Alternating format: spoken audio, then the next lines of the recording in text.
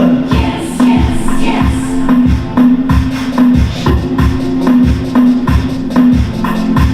Meu coração é sábio porque te escolheu para amar. Meus lábios gênios porque descobriram na tua boca o sabor da vida. No teu ser, a minha alma. Give yourselves a round of applause. Welcome, welcome, and welcome. I'm going to transition a little bit, put my shoes on, change my role a little bit, because this is what we do, we change roles all the time, right? So you'll be patient with me as I put on my jacket and get myself situated. My name is Mitra, and I am going to be talking with you about energy. Anybody feel like they have a lot of energy? Anybody feel like they have a little bit of energy? Almost all of us, right? So we're going to talk about how we can create more energy today. Not tomorrow, not next week, but today. Sound good? Yes. All right. How many people in here are mothers? How many people in here are wives? How many people in here are employees? How many people in here are sisters? How many people in here are daughters? How many people in here are cousins? Good. How many people in here are friends? Yeah. So we wear all of these wonderful hats, yeah? And wearing these wonderful hats, we have the role or the job of changing them as the situation sees fit. Yes?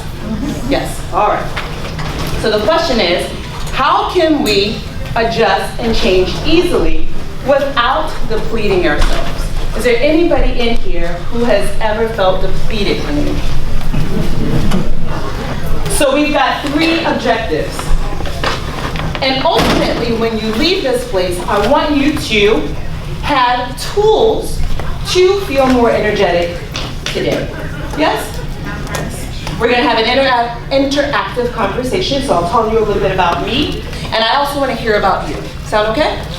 Great. So my name is Mitra, like I said, and I have been in the fitness industry for about 12 years.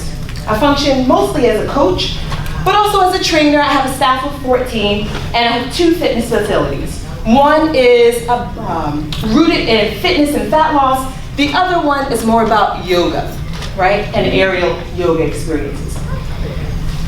What I do mostly, aside from just helping people to lose weight, is I help bring you from a point A to a point B. Anybody ever feel like they needed to move from point A to point B?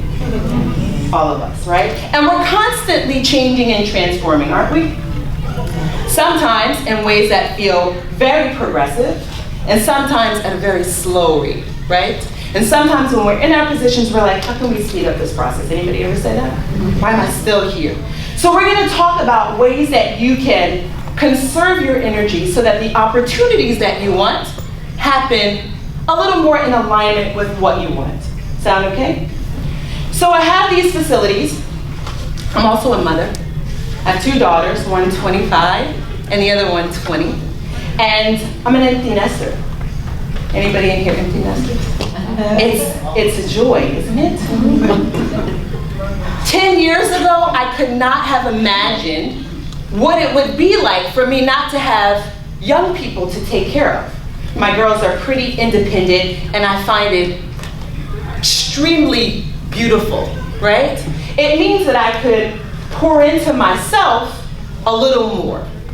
If you're not an empty nester, it's okay. Just means you have to be a little more strategic, a little more committed, because you're going to be working around other people, right?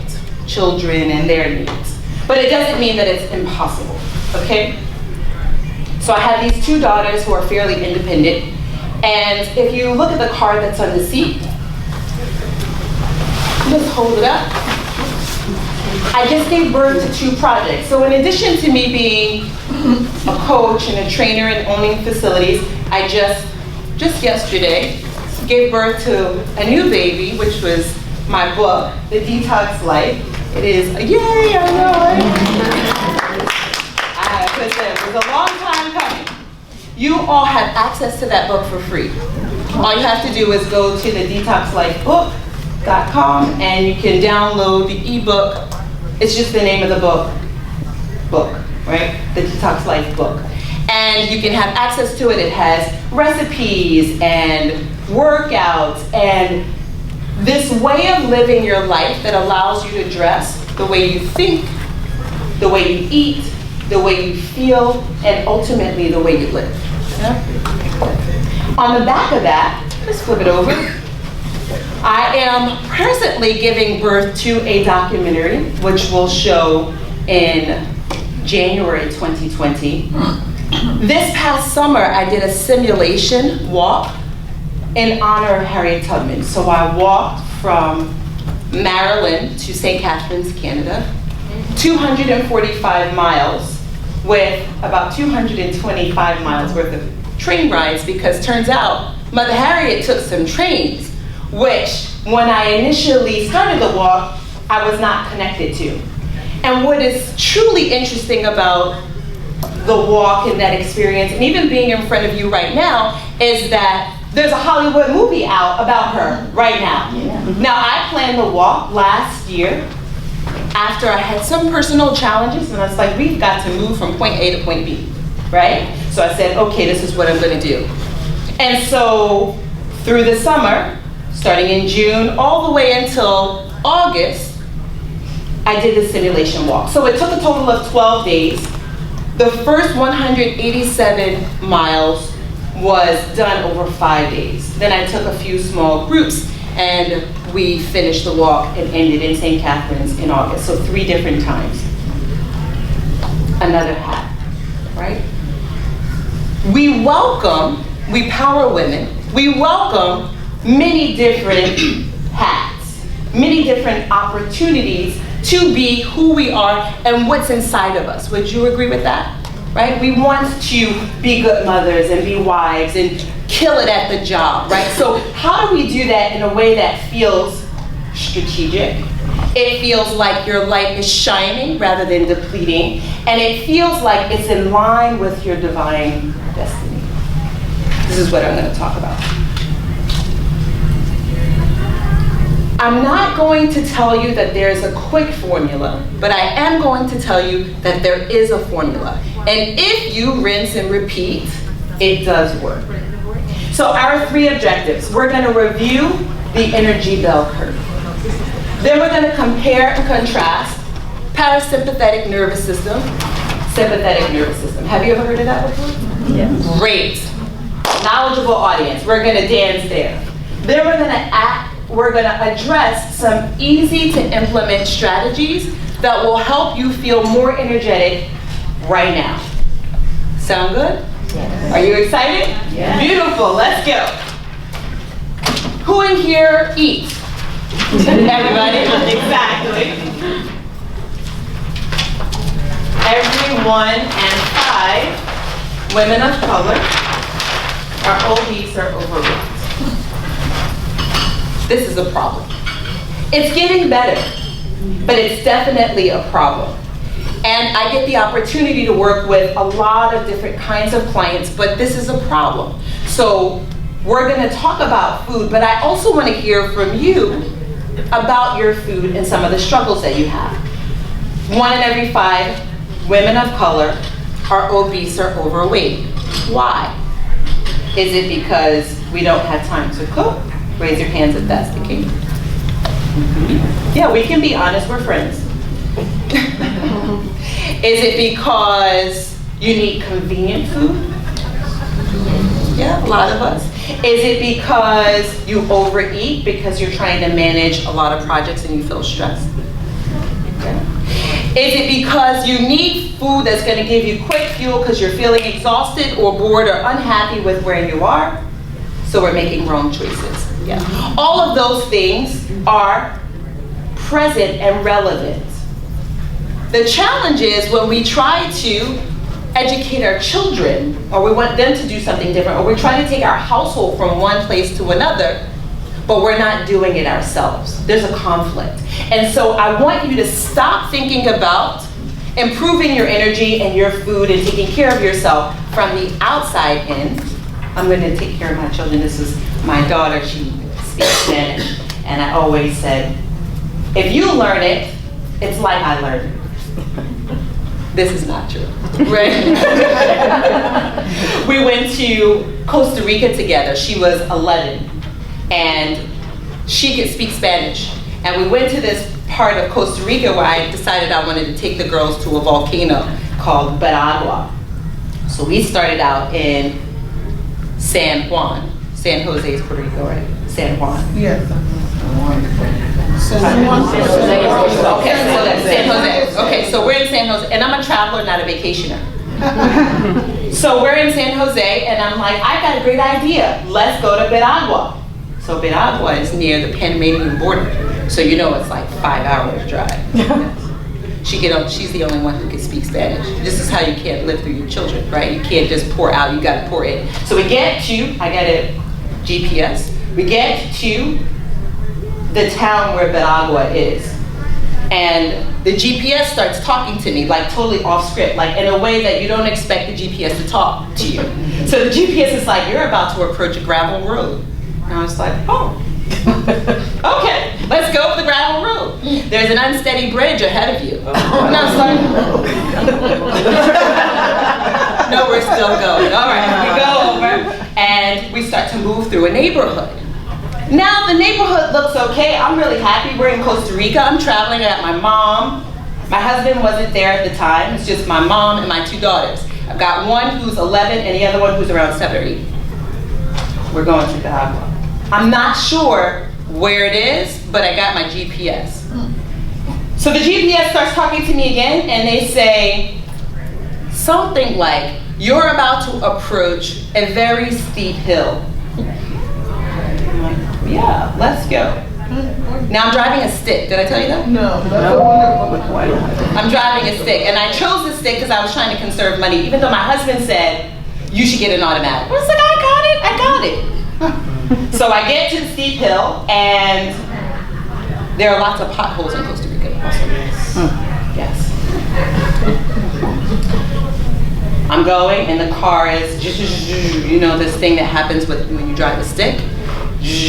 Guy comes out of his house, he's looking, he's wondering what's happening, because of course, there is a very steep hill to my left with no railing. Then there's his house. And then there are no other houses, and I'm on a gravel road going uphill. Boom. My tire is now in a pothole. Ooh. So I look over and I talk to my mother and I say, Mom, what are we gonna do about this? She's like, I'll get out and push. And I've got the younger daughter who was definitely a little bit over the top. She's like, YOLO, Mom. I'm like, what does that mean? What? And the other one's like, we should just go back, the Spanish-speaking one. So she gets out of the car and she talks to the guy who's looking very concerned that we're the only one driving up this. And she's talking with him, and I have no idea what they're talking about because, of course, I don't speak Spanish. So she talks and he says, you still have 10 kilometers to go uphill. And I'm like, now I'm no math whiz, but I know if I keep going up here, up the hill, and we have the same circumstances, like no railing and potholes, this is gonna be bad. So I'm like, Mom, no, we should push and we should go back. So she gets out and we're pushing, and it had rained, and so it's wet, it's muddy and it's wet, and we're going. And the other one's like, YOLO, Mom, YOLO, Mom. The other one's like, turn back, turn back. And I'm like, oh my goodness, shh, everybody. So my mother manages to push the car out, and we drive back. We go all the way out. We go over the bridge. We're out of the community. And the GPS says something like,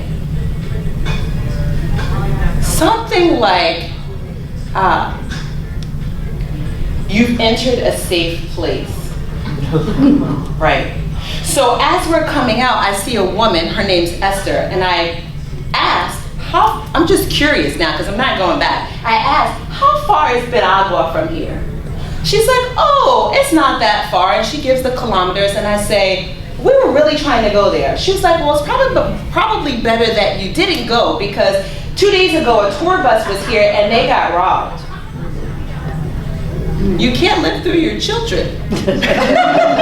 You can't just pour out, you gotta pour in, right? If I had been in touch with that, right, maybe we wouldn't have gone to Piragua. So let me get back to the point. The point is that it's really important that you be mindful and aware of who and what you are and where you are in space. So I'm gonna offer you some strategies for taking care of yourself and for you pouring into yourself, or you to pour into yourself and not pour out. All right. So we all eat. Do we know how food affects us? Do we know how, let's say, sugar affects us? Yeah, tell me something. You eat and you feel more sluggish. You feel more sluggish. Initially, or initially you're like when I eat it, you feel it right away. Okay. For some of us, we eat it and we feel an immediate high, and then you start to come down. You start to feel sluggish. What about plants? Broccoli, any effect? Do you feel anything when you eat a big bowl of broccoli? No. Probably not, right? Uneventful. What about when you eat pasta? yeah, Sluggish right away, or does it take some time? Usually takes a little bit of time, but you eat it and about 15 minutes later you're like, can I go take a nap? Right? So food definitely has an effect on us. It communicates with us about how the food is processing in our bodies. We just ignore it. So I'm going to take you on a journey from your fast state when you're asleep throughout the day. And you're going to help me fill in the blanks. So breakfast, is everybody eating breakfast? Yes. Is everybody eating lunch? Yes. Is everybody eating dinner? Is anybody eating a snack between breakfast and lunch? Is anybody eating a snack between lunch and dinner? Yes. All right, so here's what I most commonly hear happen. You wake up in the morning, you're not necessarily feeling refreshed, but you get up and you're like, oh, okay, what's on the agenda for the day? It's Wednesday, and you're going through, in your mind, you're going through all the things, and you step foot out of the bed, and you go, and you yell to the kids, okay, everybody get up, it's time to go. You start making lunches and this and that, and everybody's out of the house. It's a little bit of a frenzy, but you go. True? True. True. Okay, you get in your car, somebody cuts you off, and you're like, seriously? Don't cut me off, right? And you drive, and by the time you actually get to the office, maybe you're calm, but maybe you're not calm. Little uneasy. True or not true? True. A lot of times, not all the time, not every day, but more often than not. By the time you get to the job, are you eating breakfast or did you have breakfast at home? It depends. It depends. I do either or. You do either or. Mostly home? Okay. On the way in, right? In the car, right? Like, let me just quickly, because I know I got this meeting and that meeting and this meeting. By the time we are at work, either we're going directly into something else, or we're going to sit down, have a little something, talk with such and such and such and such, and then go about the day. So maybe this is 8 or 9 o'clock, but then by 11 o'clock, you're like, ooh, I'm hungry. So for breakfast, what are we having? Coffee? Anybody? I usually have oatmeal or like a multigrain. Okay, oatmeal or in addition to? No. Okay. I choose one of them. Okay, multigrain. Oh, it's like a multigrain muffin. What else are we eating? Everybody's quiet. Don't eat Right. Everybody in here raise their hand for breakfast, but nobody's saying what they eat. Okay. We got bad one. We got bacon. Be honest. Dinner leftovers.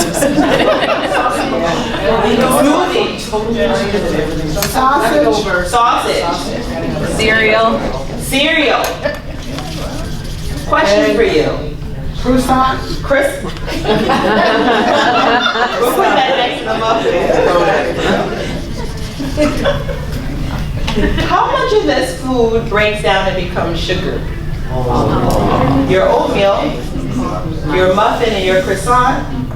Cereal. Depends on what's in your smoothie. Could be a green smoothie and have parsley and all kinds of things and no fruit. No fruit. Some fruit. So I'm gonna just put like a half circle right there, okay? And then your cereal is definitely sugar. So what happens when we consume sugar? You get your body's like, woo, okay. Body produces insulin. Insulin's a carrier, right? We know this. It's like, oh, okay, let me just drive this sugar all around your body.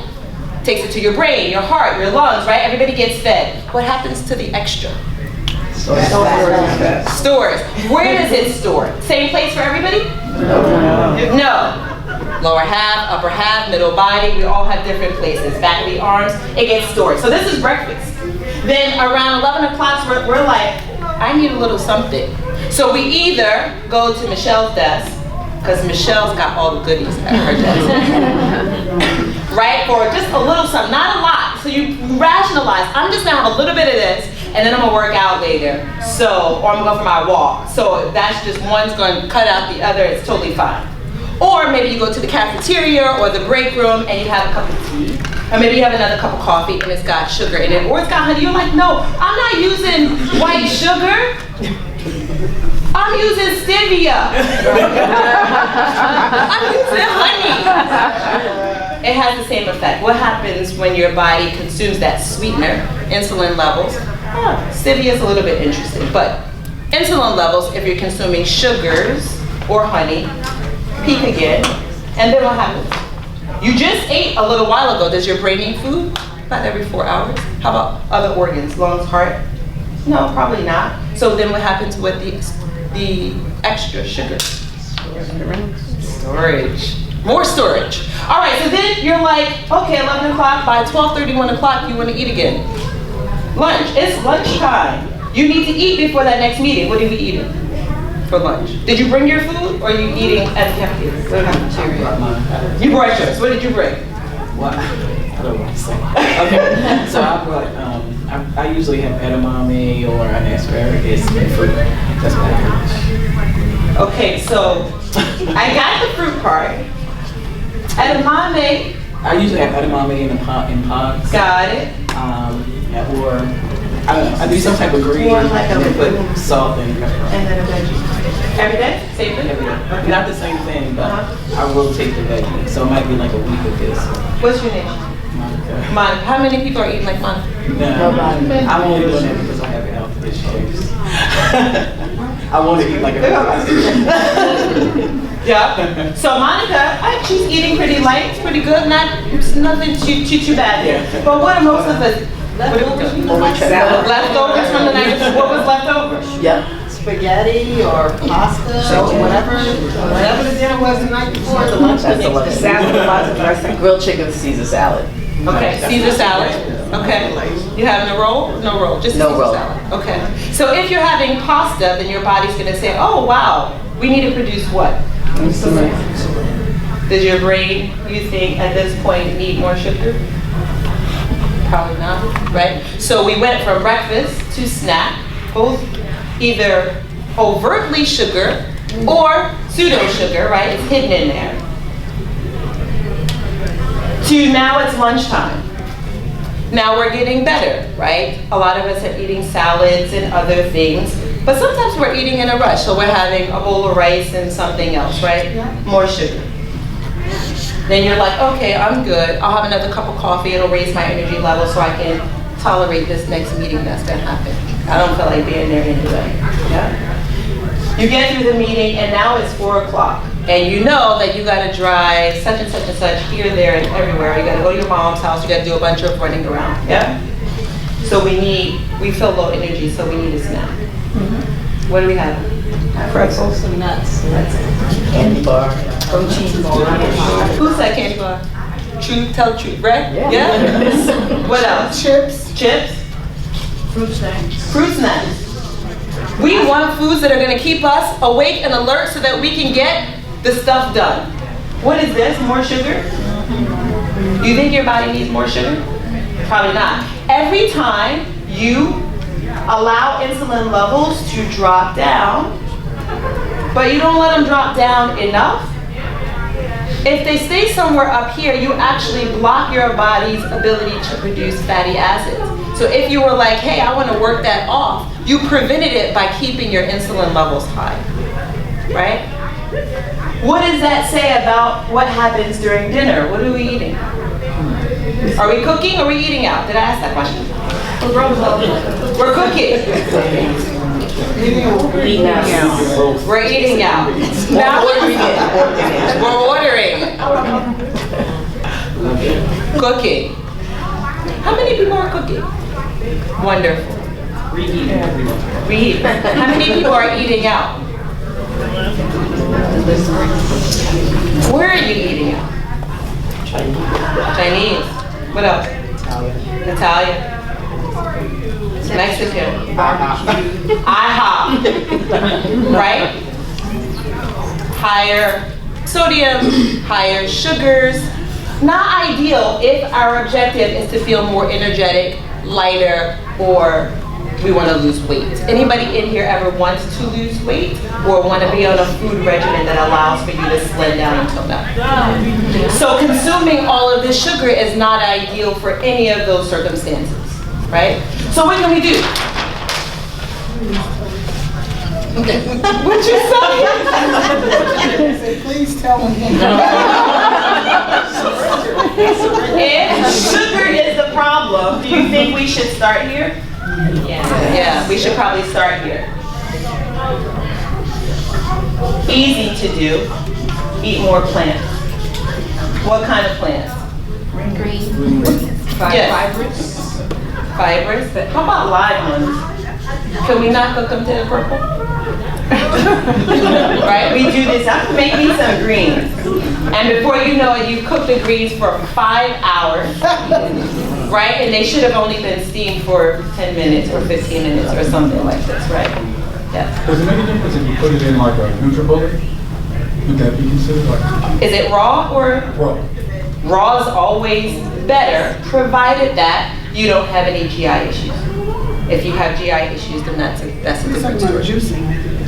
Juicing or blending. Yeah, I mean, the vegetable is the vegetable. It's nutrient dense. If you want to liquefy it and consume it, wonderful. If you want to just eat it raw, wonderful. But the objective is to eat more plants that are alive, more nutrient dense. What else are we going to do? So we're going to eat more plants. Of the protein? Protein. Fiber. I can tell you that the person who keeps more data on themselves has the best success in terms of improving energy and losing weight. Data. You want to log your food. Fitbit. Apple Watch clean. Yes, my favorite how. Apple Watch. These are all programs to help you collect data on yourself. Why do you want data? Because we don't actually know. We're not aware of how much sugar we're consuming. We're not even aware. You can probably tell me generally, oh, I had this and that and this and that. But if I asked you how much sugar you consumed in one day, you probably wouldn't know it. These programs allow you to see how much you're consuming. How much sugar should you consume? Refined sugar, no more than 24 grams a day. A Snapple iced tea has 26 grams of sugar. So if you consume one Snapple iced tea, guess what? For the day, don't eat anything else sweet. And I'm talking refined sugar, right? If you are considering complex carbohydrates like a rice or a pasta that becomes sugar, you get a little more. So you get about 50 grams. But how are you going to know what 50 grams is? We usually don't know. So if you keep data, you'll be really aware of how much you're consuming. So if your objective is to be more energetic, you're going to first look at your sugar intake. You're not having more than 24 grams in a day of refined sugar. You're reading all of your labels. And you're also mindful that 50 grams for the day, refined and other, that's being respected. Yeah? You're going to eat more plants, but I don't want you to just eat any kind of plants. I want you to eat live food, nutrient-dense food. And then the other thing that I want you to be mindful of, and this is our number 3, I want you to eat whole foods that are alive. less processed. So you can eat out, right? Because this is the generation or the lifestyle that we live. We're in a rush all the time. And so because of that, maybe you feel like you can't cook. So can I eat out? Sure, you can eat out. If your objective is more energy, then you want to go with foods that have the fewest amount of ingredients. 5. Right? So if I see the rice bowl on the menu, and it's got 25 items, and one of those items say yellow dye number 5, do I want to eat that? Probably not. So reduce the number of ingredients in your foods and really monitor when you're eating out how it's being seasoned. If you are at the Chinese restaurant, you can say, hey, I'd like your broccoli, but I just want it steamed. You can ask them for that. If you're at the Italian restaurant, you can ask for chicken. You can say, hey, please give me your grilled chicken, no seasoning on it, I'll season it myself. Right?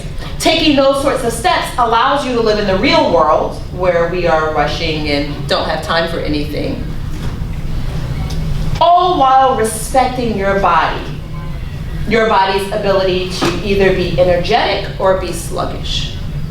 Your body's ability to optimally reduce your weight or for that to be sluggish. You've got choices, yeah? So you're gonna start looking more carefully. Can you give us a couple examples of the live plants? Yes, we can all, right? Any food that is not cooked, plants, is gonna be live. It means that we didn't do anything to alter the nutrients in that food. Broccoli, cauliflower, arugula, all your lettuce. If you're eating celery, cucumbers, you can basically shift the way you're snacking to include raw foods. So one of your snacks might be, if you're a person who really enjoys, say, nuts or cheese. Now we can have a separate conversation about dairy, but what I can tell you is that if you have a variety of food on your plate, it is much better than overdoing it with just one kind of food. So maybe you have your 12 almonds or your 15 almonds. Notice I counted those out for you. So for everybody in here who's like, oh, I'm eating healthy, I'm just gonna grab these nuts right here. And they are salted and roasted, and you got about 100 in your hands. 12 to 15. Your whole cucumber, right? Maybe you have a half an apple, a little bit of almond butter, and maybe there's a slice of cheese if you're doing cheese, yeah? And that mix of food is wonderful because you got both alkaline and some acidic food, but they have a neutral response in the body. Why is eating more alkaline or neutral better? Because your internal organs are more alkaline to neutral. And you can check this, you can go to your pharmacy, you can buy a little jar where you can test your own urine, urinate on it, and it says, hey, you're really acidic. It doesn't speak to you. Right? You're gonna read the stick and it's gonna say, it's gonna give you a range and you can decide, wow, am I very acidic or am I more alkaline? Why do you wanna be more alkaline? Well, your body has a better homeostasis, a better balance when your urine matches what's happening with your organs naturally. Yeah? A quick question, two things. How late should you say, look, it's 9 o'clock, I am not eating anything? Is there a time that you shouldn't put too much food on your body before going to bed? Yeah. I'm gonna give you the roundabout version of this answer to this question. We all function differently. I had a woman just come up to me, she said, I work nights, and so I'm up in the middle of the night. Her regimen isn't gonna be the same as somebody who works during the day. What I would say to you is, intermittent fasting is a wonderful way in which to track when you are eating and when you should stop eating. I personally have seen clients have the best results when they function on a 16 to 8 regimen. So they allow themselves 16 hours of fasting and 8 hours of eating. 14 hours of fasting and 10 hours of eating. Okay, let me correct. So you're not eating for a full 10 hours. That's just the window where you can eat, right? I don't want anybody to leave here and say, well, Mitra said I can eat for 10 hours. No, that's not what I'm saying. But that's the window, right? Okay, so intermittent fasting is a great way in which to address that. Yeah? What was the other question? Somebody else had their hand up. No, I was just gonna say, I travel a lot for work, both, in the US and abroad, and even like today, just as an example, like I needed lunch during my window of meals, and so like I got like them to make like a grilled chicken at the burger place with like zucchini, asparagus, and like spinach, and I divided it into 3, and so I'm gonna have that like, one this afternoon and then eat another one for like a snack tomorrow. So like you can even whenever you travel, like sometimes be really nice and they'll like do special things for you. Yes, you just have to speak up, and that's really brilliant because we sometimes think there's no other way. There's no other way, but there definitely are many ways to address this. Yes? Yes. Okay. Can we fast forward a little bit?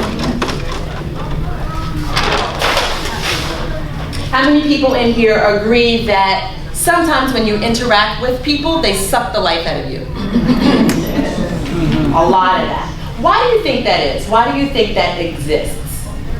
Why, when you're around someone, what is happening that you feel drained after having a conversation with someone?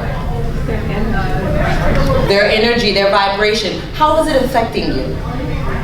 Trying to remember what it could be. Because you can take that off. It causes you to feel stressed. Now we can talk about stress as this sort of floating cloud, but I want to talk about it in real life. So your body responds to stress. And if we're looking at your sympathetic nervous system and your parasympathetic nervous system, para is the system that controls you calming down, which means that the sympathetic nervous system is what? The one that is fight or flight and has got you going. Now, which one are we training most often? Sympathetic or para? Be honest. Why? Why does that happen? It's just reactionary. It's a knee-jerk reaction to either fight something that's coming at you or run from it because you don't want to be annoyed. Heightened response. You walk into the building and somebody comes up to you and they're like, hey, we got a meeting and this and that and this and that, and automatically you can feel energy building in your body. Are you training your parasympathetic nervous system or sympathetic? Sympathetic. And we're training it all the time without even being conscious of it. It takes away from us in terms of our level of energy. By the end of the day, you're like, I need to go to bed. That was a lot, right? And it has everything to do with how you're thinking, how you're feeling, and who you are interacting with. So we can talk about food as it relates to what you ingest in your mouth, but I also want you to think about what you're ingesting into your mind, into your heart, into your spirit, and into your environment. So if we take a little bit of time and we train the parasympathetic nervous system, well then we can have a more neutral response internally. So the question should be, how do you train your parasympathetic nervous system? Everybody, sit up in your seat. Take a breath with me. Exhale out. Breathe in with me. Exhale out. Breathe in with me. Exhale out.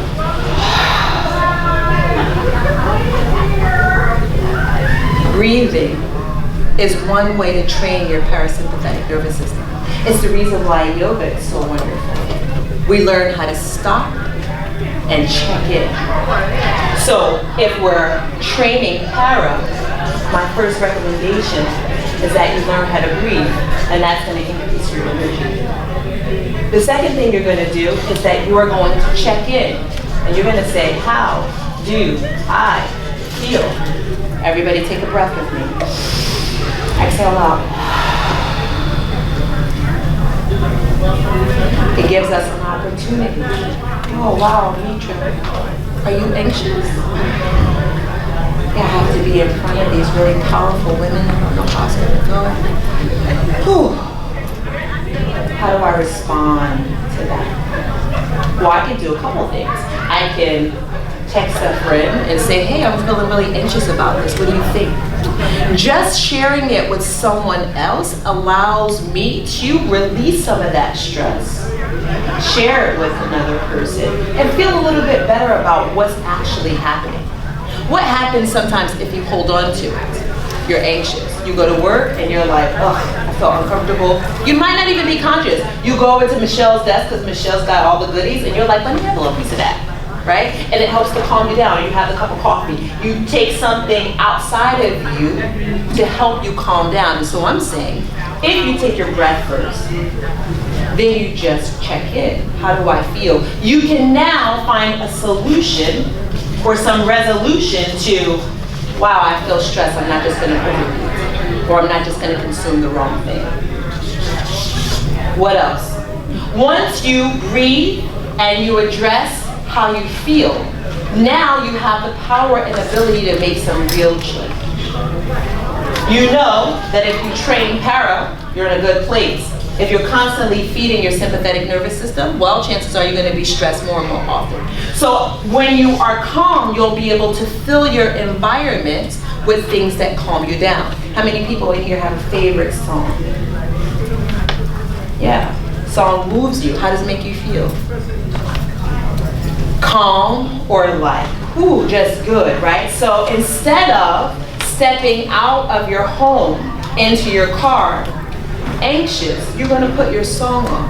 And the song's going to play while you go to work. And taking your breath and checking in with how you feel and then serenading yourself with the things that make you feel good are ways to train your parasympathetic nervous system. Yeah? So then you get to work and you're like, I can't even take him right now. He is over the top, right? How do you address that? Well, maybe you look at the quote that you have put up near your desk and you're like, yeah, okay, I got it. I'm powerful. I got it. You step into the meeting or around another person who maybe makes you feel a little bit less powerful, but you have that in mind. I'm powerful. If energy, more energy is your objective, you want to take a broad analysis of energy and you want to take a more specific one.